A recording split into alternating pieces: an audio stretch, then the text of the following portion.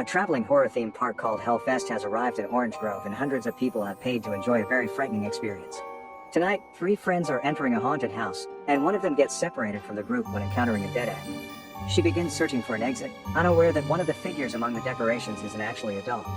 The other follows the girl into another dead end, and when she turns around, she recognizes him as the man that has been following her all night. She still believes he is part of the attraction until the other comes closer and stabs her. To hide what he's done, he hangs the body from the ceiling to make it blend in with the props, and it won't be found by the police until 3 days later when it starts to stink. A couple of years later, Natalie visits her old friend Brooke, who she hasn't seen in a while because they live far apart and she's been busy with college. Natalie is displeased to see Brooke is now living with Taylor, a very crass woman who teases for liking her friend Gavin. Brooke takes Natalie away to her room and promises they'll have a Taylor-free weekend, but tonight, she's coming with them to Hellfest, a park Gavin got them VIP tickets for. The girls go to Hellfest on Halloween night together with Brooke's boyfriend Quinn, who tells them the story of the body found in Orange Grove years ago, and meet with Asher and Gavin inside the park.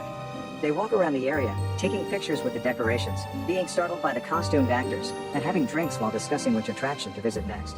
Meanwhile, the other has arrived at the park dressed normally, but as soon as he gets inside, he puts on a mask and puts up his hood, making him look like one of the actors.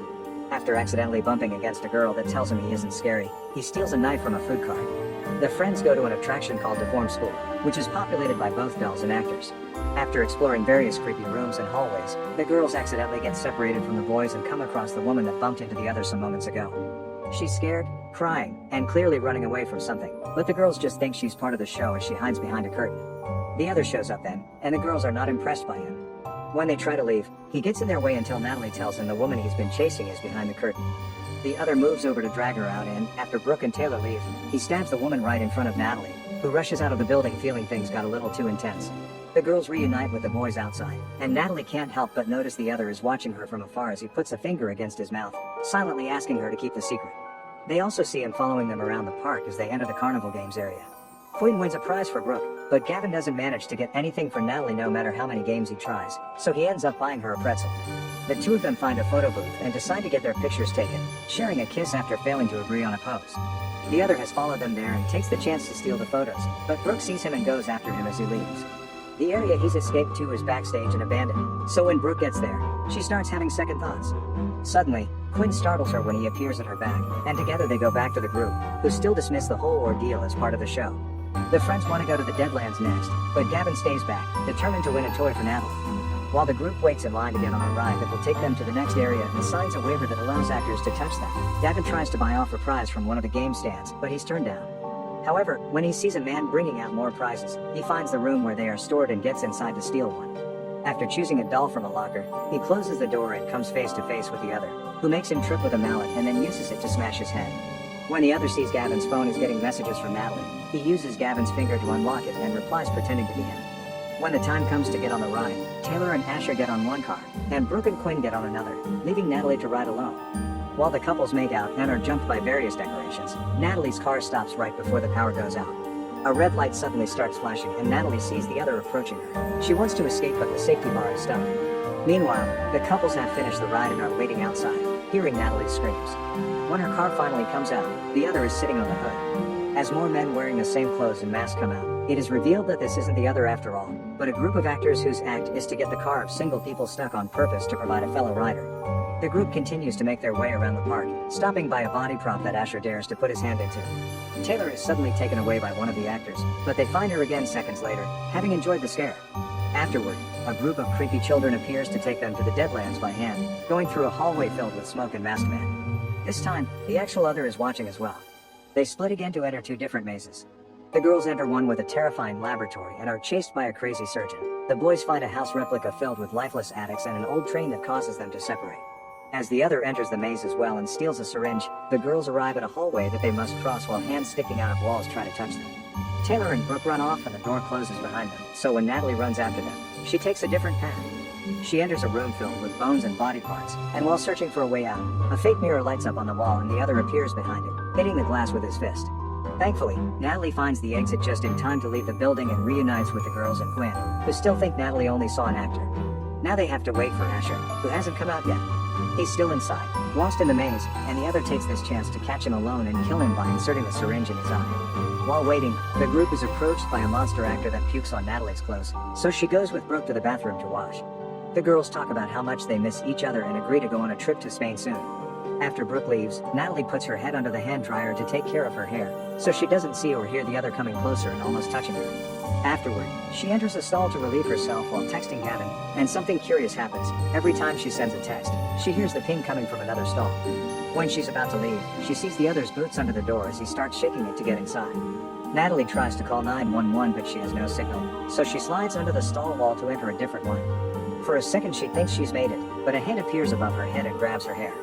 She struggles against it until she frees herself and runs out of the bathroom to find Brooke. Together the girls bring a security guard to the stalls, but he says there's nothing he can do if Natalie wasn't actually hurt and can't identify the guy.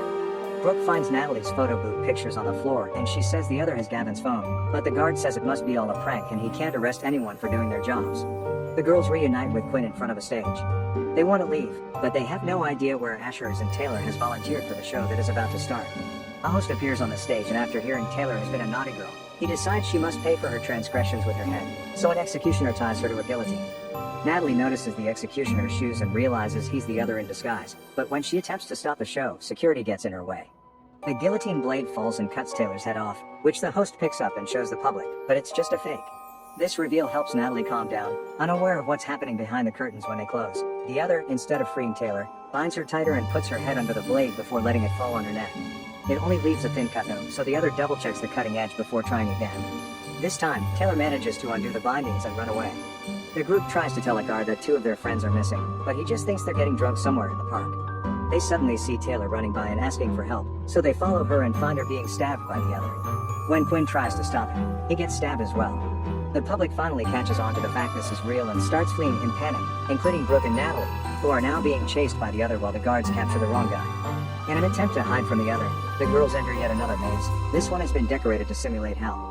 The other follows them inside and retrieves an axe from one of the prop bodies. Then he closes the door to the entrance and breaks off the handle. Meanwhile, Natalie and Brooke are constantly jumped on by the attraction's traps, delaying their escape, until Natalie notices there are sensors on the floor that activate them. Now they know where to step to avoid putting attention on themselves. They sneak into a different room and hide in a closet, where they try to use their phones to ask for help, but there's no reception there. The other walks by and the girls see his feet through the door gap, but he doesn't know they are there. After waiting a few seconds to be sure he is gone, the girls leave the closet and run back to the entrance, only to find the door stuck. They only have one choice left. They'll have to go through the whole maze. As they continue to avoid the sensors on the floor, they find a room filled with weapons, but they're all fake. In order to defend themselves, they grab two unlighted torches before going back the way they come, where they see the closet they left open is now closed. They walk very carefully in front of it, thinking the other is going to come out from it, but they make it through without trouble. After crossing various other spooky rooms, they arrive at one filled with dolls of all sizes, among which the other hides. As soon as the girls turn around, he jumps on them and attacks them with the axe, only managing to hurt Brooke on the leg because Natalie sees him just in time and hits him with the torch. She grabs Brooke and helps her run out of the room, and after crossing a hallway, they reach an area they believe to be a dead end. They decide to hide in there by pretending to be part of the masked props. The other arrives as well, and unlike the girls, he manages to find the exit, which triggers a recording that congratulates the participants on escaping. Since this is the first time he hears it, it means his victims haven't left and they're still around in this room. The other inspects every mask but chooses incorrectly and attacks a doll, getting his axe stuck in it. The girls use this opportunity to act. Natalie hits the other with a torch, but he overpowers her by kicking her and hitting her with his axe while Brooke runs away. She comes across a sign that makes her choose between two possible paths and she chooses left, where she enters a hallway that has hands in the walls that try to grab her. Natalie tries to follow her, but she takes the right path while the other reaches Brooke by breaking through the fabric wall with his axe. Because of the wound on her leg, Brooke is incapable of jumping over her sensors, so she activates all the traps, delaying her escape and giving the other the chance to catch up with her. When he comes closer to attack her, he touches one of the sensors with his foot, which opens a wall that reveals Natalie, who jumps on the other and stabs him with a knife, leaving him bleeding on the floor while she finally escapes the maze with Brooke. When they reach the door, they come across the cops, who are finally investigating the area, but after they take the girls outside, they only have bad news for them. They couldn't find the criminal anywhere. Moments later, after the news of the tragedy has reached the media, the other returns home in his car. After leaving his mask and Natalie's pictures inside a cabinet in the garage where he keeps other masks and mementos from his previous murders, he goes into his living room, where his daughter receives him with a hug and asks him if he's brought her anything. The other gives her one of the park's dolls.